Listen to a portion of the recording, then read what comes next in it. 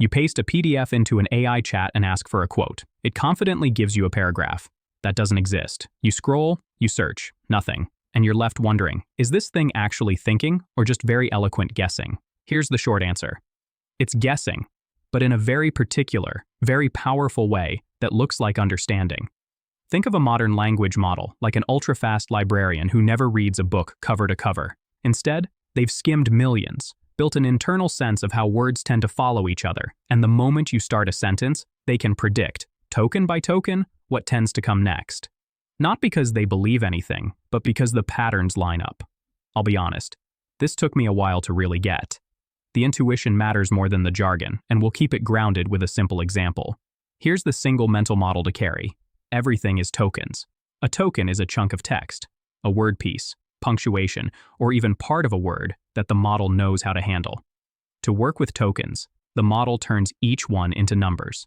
Not just one number, hundreds or thousands. That list of numbers is an embedding, a coordinate in a mathematical space where similar tokens sit closer together. So at this point, text has become numbers with a sense of meaning. And every token also gets a position tag, so the model knows where each piece sits in the sequence. The first thing that happens inside is attention. Self-attention, to be specific. Imagine each token looking around the entire sentence and asking, who matters to me right now? Then it assigns weights. High weight for relevant tokens, low weight for the rest, and blends information accordingly. When you think about what's actually happening here, it's remarkable. Every token can, in principle, consider every other token at once, and it does this across dozens of layers, refining its sense of context as it goes. That's the first half of the puzzle. We've turned words into vectors and let them talk to each other. In practice, this runs on a transformer. The architecture introduced in the research paper titled "Attention is All You Need." The big idea was to swap out slow, step-by-step sequence models for attention that can look across the whole input in parallel. Here's how I like to think about attention mechanically. Each token creates three versions of itself: a query, a key, and a value. Queries ask questions like, what should I focus on? Keys advertise what each token offers. Values carry the actual information to combine. The math computes how strongly each query matches each key, turns those scores into weights, and then mixes the values accordingly. That's a lot of moving parts, so here's the simple version. Attention is a weighted blend of other tokens, where those weights depend on the task at hand. If the sentence is about France's capital, you want capital and France to influence each other heavily. If it's about lunch, different words take the lead. So far, so good. We've built the mechanism that reads context. Now, how does it write? After attention and some feed-forward layers refine the representations, the model outputs a probability distribution over the next token. You can think of it as a ranked list of what's likely to come next, with numbers attached. From there, we either pick the highest one or sample from the distribution. Temperature controls how adventurous the sampling is. Lower temperature keeps the model conservative. Higher temperature lets it take bigger risks. To put it simply, the model writes one token at a time, adds it to the context, and repeats. Let's walk a concrete example end to end. Suppose the prompt is, the capital of France is. For a typical system, that might be 4 tokens. The model's vocabulary might be 50,000 tokens, and the maximum context window might be 8,000. First, tokenization. Imagine those words become token IDs, like 464, 2670, 286, 7674. Each ID maps to an embedding, positions get added, and we enter the first transformer layer. In attention, the token for is casts a query that aligns strongly to the key for France, because in this pattern is looking for a subject that defines the answer. Let's say the raw attention score is 12.3, which after softmax becomes 0.92, very high. I'll admit, this is where the machinery can feel abstract. Stick with me and watch what the numbers imply. With France winning attention, the model pushes the representation toward the concept of French capital. When the output head converts this representation into next token probabilities, Paris spikes. Maybe it sits at 0.85 probability. The model samples, or just picks it, and appends that token. We then re-embed the entire sequence, now including Paris, and go again. Often the next token is just a period or new line. In about 2 seconds on a GPU, you've generated 5 tokens with top P sampling set to 0.9 to avoid repetitive loops. So at this point, we've got a loop. embed, attend, predict, append, repeat. That's the core rhythm of generation. Here's what most people miss. The model didn't look up a fact in a database. It recognized a common pattern. The capital of X is Y, and predicted the Y that fits France. It's pattern completion, not reference retrieval. This is what's happening every time you use ChatGPT or see autocomplete in Google Docs, or get a line of code suggested by GitHub Copilot. Under the hood, it's predicting the next token, just very well, and conditioned on a lot of context. Let's pause on the word trained. There are two phases in the life of a model: training and inference. During training, the model sees massive amounts of text, and it practices predicting the next token over and over.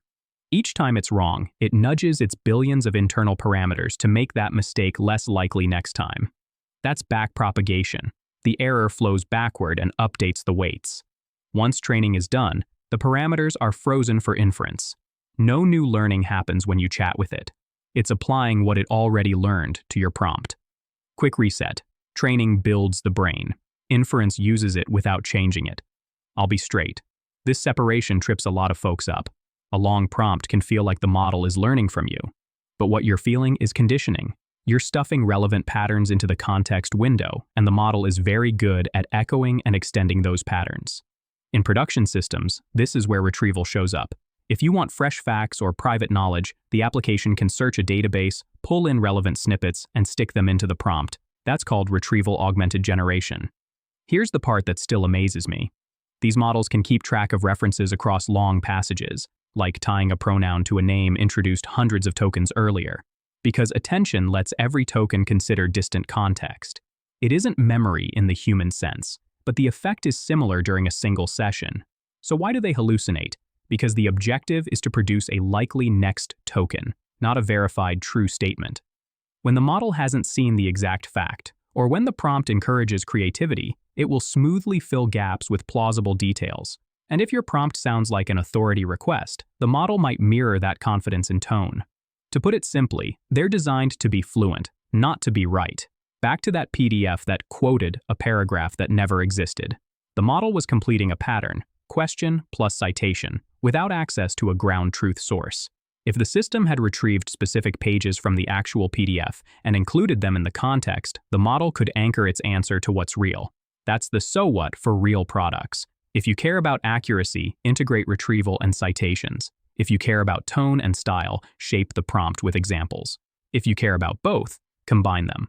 You've probably seen this without realizing it, when a shopping assistant suggests a product and links to the exact page, or when a help bot quotes your company's internal docs. Those systems are pairing the language model with search and permissions. Let's tackle a few practical terms head on, then we'll pull it together. Self-attention has a cost that grows with the square of the context length. Double the tokens, and the attention matrix gets roughly 4 times larger. That's why context windows, say 8,000 or 128,000 tokens, are a real constraint, and why very long inputs can be expensive. Before we go further, a gentle reassurance. The intuition here matters more than the algebra. The important thing to remember is that long contexts are powerful, but not free. Another subtle detail is decoding strategy. Choosing the single most likely token every time can make outputs repetitive or brittle. Sampling from the top of the distribution helps maintain variety while staying logical. Parameters like temperature and top P are dials, not right or wrong, just suited to different tasks. So at this point, we've got the machinery and the trade-offs: tokens in, attention to read context, a distribution for the next token, and a decoding choice to write. The rest is craft. Here's where this shows up in your day-to-day. This is what happens when Gmail or Docs suggests the next few words as you type. It's a small language model drawing from what it sees on screen and your history. This connects directly to coding assistants like Copilot. They consume the open files and your current function, then predict what a plausible next block might be. Search engines blending results with summaries are using retrieval plus generation. The generation part is the same token prediction loop. The retrieval part feeds its sources. Customer support bots that respect permissions wrap the model with identity checks, filtered retrieval, and guardrails. Fair warning, quality isn't just about model size. Data quality during training, instruction tuning to follow directions, alignment for safety, and careful prompt design all shape the output. Bigger can help, but it's not a silver bullet. To put it plainly, A well-tuned, smaller model with good data and retrieval can beat a massive raw model in many applications. Let's clean up a few common misconceptions while we're here. 1. It understands language like we do. Not quite. It captures correlations and structure astonishingly well, and that often looks like understanding. But on novel logic puzzles or compositional facts it hasn't seen, it can stumble because there isn't a grounded model of the world, just patterns. 2. It learns from my prompts during use. It doesn't change its core parameters while generating. It adapts within the context you give it, but that's conditioning, not learning. Fine-tuning or retraining happens offline, with curated data and lots of compute. 3. Bigger is always better. Scaling helps up to a point. The returns diminish, and the cost, latency, energy, memory, grows. Architecture tweaks, better data, and retrieval often matter more. If you're a product manager or analyst trying to make this practical, a few heuristics help. Prompt with intent. Give the model a role, a style, and examples. As a professor, explain transformers in 3 concise points with an analogy. You're defining the pattern you want it to complete. For facts, ask for sources or chain-of-thought-light explanations. Cite the lines you used from the attached document, or list the URLs for each claim, then verify quickly. Tune the dials. Lower temperatures for precise tasks like code or factual summaries. Higher temperatures for brainstorming or creative writing. And resist making the context window a dumping ground. Feed only what's relevant. The engineering behind this is genuinely clever. Transformers let us parallelize what used to be sequential, and that unlocked scale. Then instruction tuning made outputs follow directions. Then retrieval began to ground answers. Each layer was hard-won. Let's stitch our story into a simple mental checklist. Text becomes tokens. Tokens become vectors with positions. Attention lets tokens look at each other to build context. The model predicts a distribution over the next token and picks or samples one. That token gets added to the sequence, and the loop continues. Training built the parameters. Inference runs them without changing. Accuracy improves when you add retrieval and verify sources. If you're keeping score, we're now at the point where the original mystery, why a model invents a quote, has a concrete explanation. The objective is to be likely, not to be right unless you give it reality to anchor to. Let's ground this one last time with our miniature example and a quick variant. If the prompt is, the capital of France is, you saw how Paris pops out with very high probability. But if you raise the temperature and add, but pretend we're in an alternate history, the distribution shifts. Suddenly, Versailles or something playful might appear because you nudged the pattern. That's the practical upshot. The model follows your lead far more than it seems. You're co-authoring the probability landscape.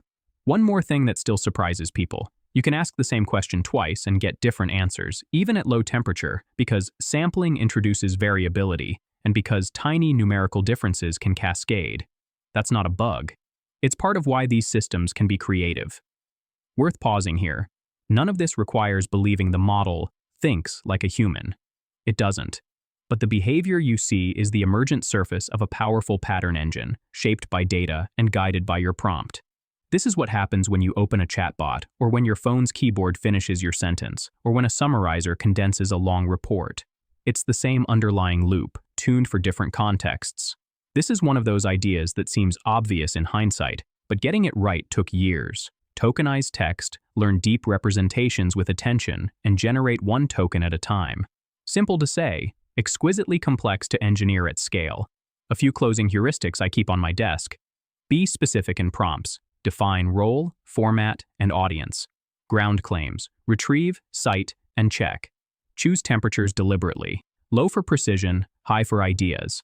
Respect the context window. Curate what matters.